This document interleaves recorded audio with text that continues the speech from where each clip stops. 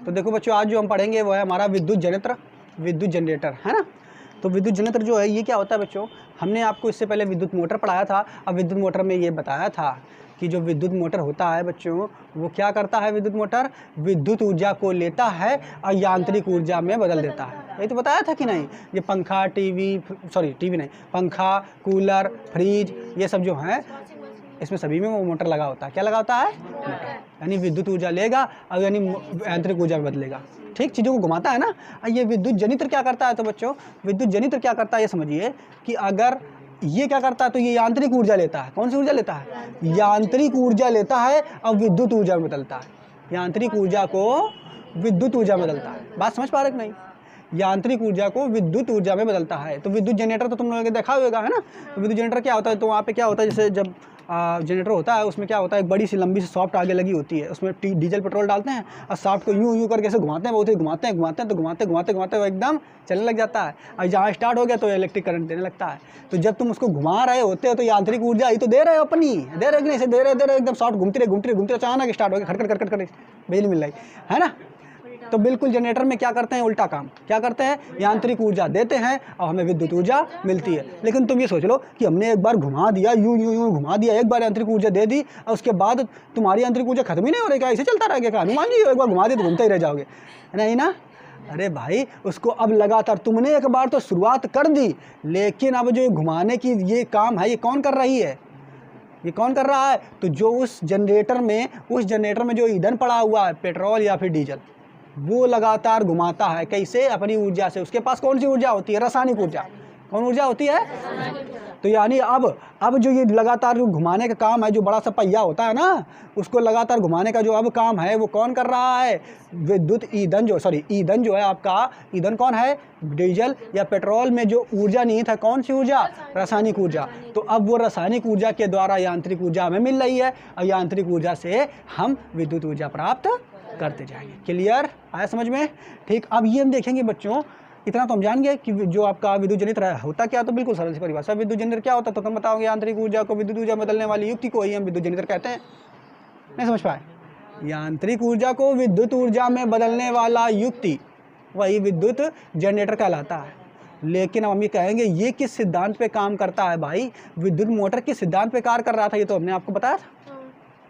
विद्युत मोटर के सिद्धांत पे कार्य कर रहा था, ये हमने आपको बताया था कि यदि जो कोई धारावाही चालक तार है उसमें विद्युत धारा अगर बहती है ना, और तो उस पर एक बल लगेगा कि नहीं, विद्युत धारा को चुंबकीय क्षेत्र में जब तुम रखोगे, उसे क्या बताता है, किसी धारावाही चालक तार को किसी चुंबकीय क्षेत्र में रखने पर उस पर एक बल लगता है।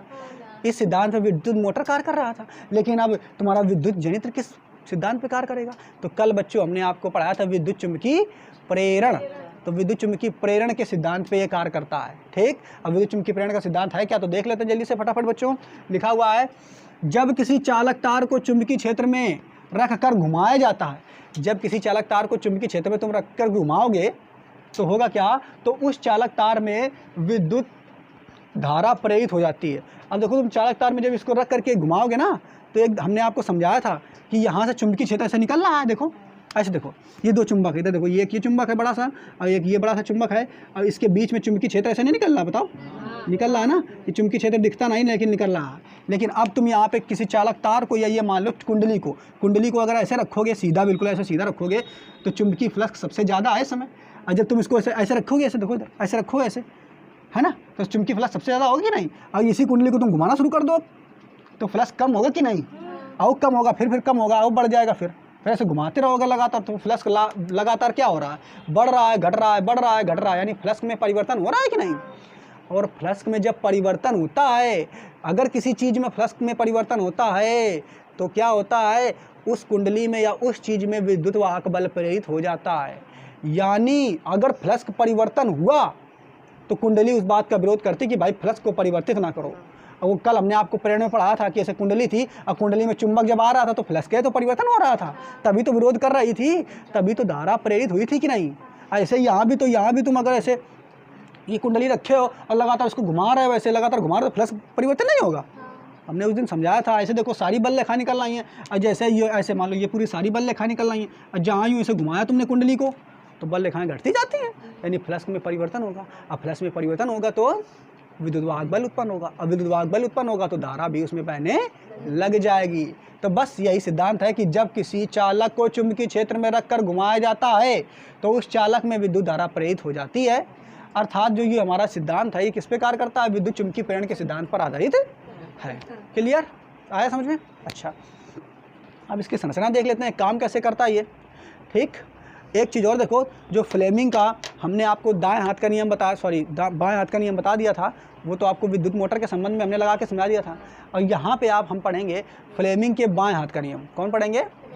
सॉरी, दाएं हाथ का नियम। फ्लेमिंग के दाएं हाथ का नियम यहाँ लगेगा। तो दाएं हाथ का नियम क्या होता है? देखो, अगर हम अपने दाएं हाथ के उंगलियों को इस प्रकार फैलाते हैं कि अंगूठा, उसके पास वाली उंगली और उसके पास वाली उंगलियां जो हैं ये आपस में लंबवत हो जाएं। कैसी हो जाएं?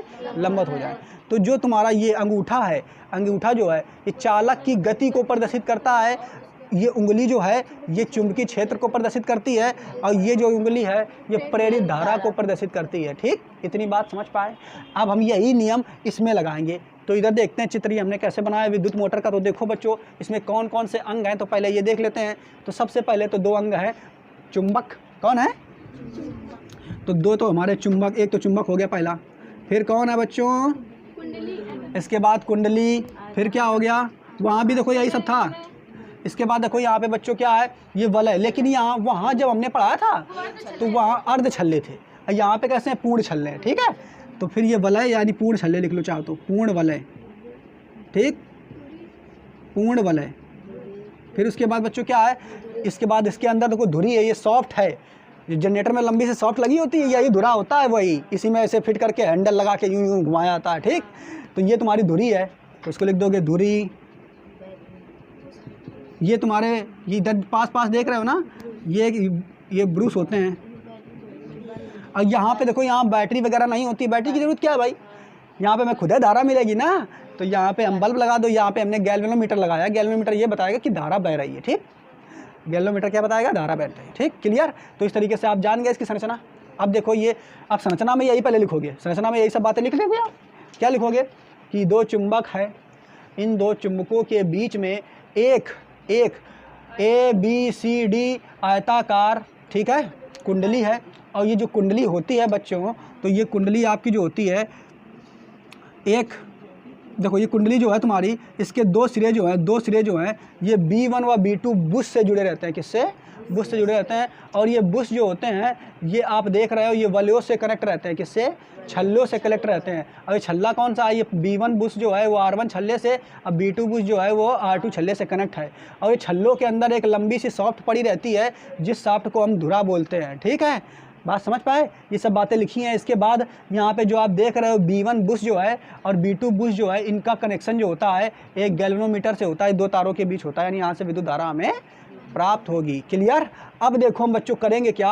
अब ये कार्य विधि, यानी हमने यहाँ पे ये पढ़ लिया कि इसकी संरचना कैसी है, वो पढ़ लिया। एक बार पढ़ लेते हैं संरचना, यहाँ भी हमने लिखी है, देख लो क्या लिखा है। विद्युत जनित्र में एक घूर्णी आयताकार कुंडली ABCD होती है। देखो, एक घूर्णी आयताकार कुंडली ABCD होती है जो किसी स्थायी चुंबक के दो ध्रुवों के बीच रखी रहती है। जो किसी स्थायी चुंबकों के दो ध्रुवों के बीच रखी रहती है।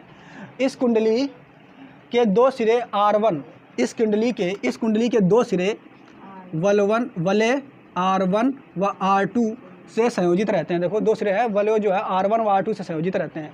आगे इससे वलय से जुड़ेगा, एक मिनट गड़बड़ हो गया बच्चों, इससे ये जो सिरे हैं इसके, तो वलय से जुड़ेंगे। ये ऐसे पास में लाओ थोड़ा सा, ठीक, ऐसे, ठीक है। वलय R1 व R2 से जुड़े रहते हैं। आगे दो स्थिर चालक ब्रुशों, अब दो स्थिर चालक ब्रुश जो कौन है? B1 व B2। ये ब्रुश हैं स्थिर चालक ब्रुश B1 व B2, क्या करते हैं? अलग अलग रूप से वलयों को दबा कर रखते हैं। ये वलय, ये जो ब्रुश हैं ये वलय को दबा कर रखते हैं ताकि वलय निकल ना जाए। ठीक, फिर आगे दोनों वलयों R1 व R2, दोनों वलय जो है R1 व R2 अंदर धुरी से जुड़े रहते हैं, यानी R1 व R2 वलयों के अंदर एक धुरी होती है। ठीक है, आगे जुड़े रहते हैं। फिर क्या? चुंबकीय क्षेत्र में स्थित कुंडली को घुमाने के लिए, अब चुंबकीय क्षेत्र में स्थित अगर कुंडली तुम घुमाओगे, अगर तुम कुंडली घुमाओगे तो चुंबकीय फ्लक्स में परिवर्तन होगा। और अगर चुंबकीय फ्लक्स में परिवर्तन होगा तो विद्युत वाहक बल इसमें कुंडली में उत्पन्न होगा। और अगर विद्युत वाहक बल उत्पन्न होगा तो धारा प्रेरित हो जाएगी। बस यही तो चाहिए हमें। देखो आगे फिर वही लिखा हुआ है, मैं स्थित कुंडली को घुमाने के लिए, अब इस कुंडली को घुमाना है तो ये कुंडली देखो जनरेटर में कुंडली वगैरह सब अंदर लगी होती है, और ये बस धुरा बाहर निकला रहता है। अब तुम्हें कुंडली घुमानी तो धुरा को घुमाओ, तो जब धुरा घुमाओगे तो कुंडली भी घूमेगी। यही तो होता है जनरेटर में, बाहर एक धुरी लगी रहती है, उसी बस धुरी को यूं यूं घुमाना है और अंदर कुंडली घूमेगी। ठीक, तो वही लिखा है, घुमाने के लिए बाहर स्थित धुरी को घुमाना पड़ता है। दोनों वृषों के बाहरी सिरे विद्युत परिपथ दर्शाने के लिए गैलोमीटर से जुड़े हुए हैं। ठीक है, तो ये गैलोमीटर से जोड़ दिया। अब देखो कैसे घुमाते हैं, देखो इधर बच्चों। अब मान लो ये हमारा जनरेटर है, और जनरेटर का ये अंदर वाला भाग बस धुरा हमें दिख रहा है, ये धुरा ऐसे बाहर निकला। ठीक, अब तुम लगाओगे हैंडल और इसको ऐसे से घुमाओगे, यूँ ऐसे से घुमाओगे, ऐसे से घुमाओगे तो ये धुरा घूमेगा बिल्कुल। कौन सी वाइज घुमा रहा है हम इसको? क्लॉक वाइज से घुमाएंगे। और जब इसको घुमाएंगे तो जब इसको घुमाएंगे बच्चों तो तुम्हारी कुंडली जो है ये कैसी जाएगी? ऊपर को उठेगी कि नहीं? कुंडली तुम्हारी ऊपर की उठेगी, ये वाला सिरा ऊपर को उठेगा। देखो इधर, जब इसको तुम ऐसे क्लॉक वाइज यूँ घुमाओगे तो कुंडली का ये वाला सिरा इससे ऊपर को, ये ऐसा है, ऐसा देखो, ये ऐसे मान लेते हैं, ये वाला सिरा ऊपर को ऐसे उठेगा कि नहीं? ऐसे तो घूमेगा, तो कुंडली का ये वाला सिरा ऊपर उठेगा, ये वाला सिरा नीचे जाएगा कि नहीं? आ रहा है समझ में? अब जब ये ऊपर उठेगा तो इसमें विद्युत धारा पक्का प्रेरित होगी। क्यों? क्योंकि चुंबकीय फ्लक्स परिवर्तित हो रहा है ना। अब चुंबकीय फ्लक्स अगर परिवर्तित हो रहा है तो इसमें क्या होगा बच्चा? विद्युत धारा प्रेरित होगा। लेकिन विद्युत धारा किस दिशा में प्रेरित होगा? तो अब हम तुरंत फ्लेमिंग का दाएं हाथ का नियम लाते हैं। किस दिशा में प्रेरित होगा? दाएं हाथ का नियम। ये चालक की गति, ये चुंबकीय क्षेत्र, ये विद्युत धारा, प्रेरित धारा। ठीक, तो अब देखेंगे चालक किधर को गति कर रहा है? तो ऊपर को। देखो चालक ऊपर को तो ले जा रहा है। अरे भाई जब इसको ऐसे घुमा रहा हो चालक ऊपर नहीं जा रहा है, ये वाला सिरा देखो, तो चालक की गति, चालक ऊपर जा रहा है। और चुंबकीय क्षेत्र किधर है? तो ये इधर को देखो, यन से यस की ओर। चुंबकीय क्षेत्र यन से यस की ओर होता है कि नहीं? देखो इधर, एक मिनट, हाँ ऐसे इसको ऐसे समझो। हाँ बिल्कुल ऐसे, बिल्कुल गड़बड़ हो गया। इसको देखो ऊपर की ओर देखोगे तो चालक जो तुम्हारा ये घूमेगा, ये ऊपर की ओर घूम रहा है। ये ऐसे देखो घुमाओगे इसको, ऐसे जब घुमाओगे तो चालक तुम्हारा ऊपर क्यों चलेगा कि नहीं? ये कुंडली जो है ये ऊपर क्यों चलेगा? तो इसको हम बोर्ड पे इधर की ओर मानेंगे। क्लियर? मैं समझ पा रहे हो? अब एकदम एग्जैक्ट होता तो बताते। तो क्या बता रहे, जब इसको तुम वैसे घुमाओगे तो बोर्ड पे हम इसको ऊपर की ओर मानेंगे, ऊपर की ओर। तो चालक ऊपर क्यों चल रहा है? ऊपर उठ रहा है ना। अरे चालक ऊपर उठ रहा है कि नहीं पहले बताओ? अरे इसको ऐसे घुमाओगे तो चालक ऊपर उठ रहा है कि नहीं? कल्पना करो ऐसे, ये ऐसा है। ठीक, अब ऐसे घुमाओगे ऐसे तो चालक ऊपर नहीं उठ रहा। देखो अभी नहीं समझ पाए? ऐसे ये चालक ऐसे घुमाओगे तो ये ऊपर नहीं उठ रहा है। तो जब ये ऊपर उठेगा तो इसको ऊपर दिखाने के लिए हम ऐसे बनाएंगे, चुंबकीय क्षेत्र इधर है और धारा तुम्हारी फिर इधर बहेगी कि नहीं? देखो इधर ये तुम्हारा बल्ब, ये चालक किधर चल रहा है? इधर को ऐसे ऊपर उठ रहा है, चुंबकीय क्षेत्र इधर है तो धारा इधर को बहेगी। तो धारा जब इधर को ऊपर उत्पन्न होगी तो इधर जाके नीचे जाएगी। तो बिल्कुल प्रेरित धारा इस तरीके से इसमें बहेगी। क्लियर? और ये यहाँ से होती हुई इस तरीके से ऐसे होती हुई ऐसे चली जाएगी। क्लियर? बात समझ पा रहे हो कि नहीं?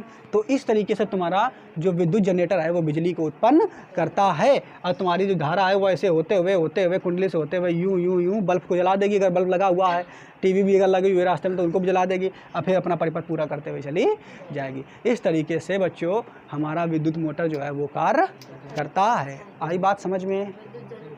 सॉरी, विद्युत जनरेटर जो है वो कार्य करता है। ठीक है बच्चों, आया समझ में? तो सिद्धांत समझ में आ गया। इसकी कार्य विधि आप लोग खुद लिख लेना। ठीक, क्लियर?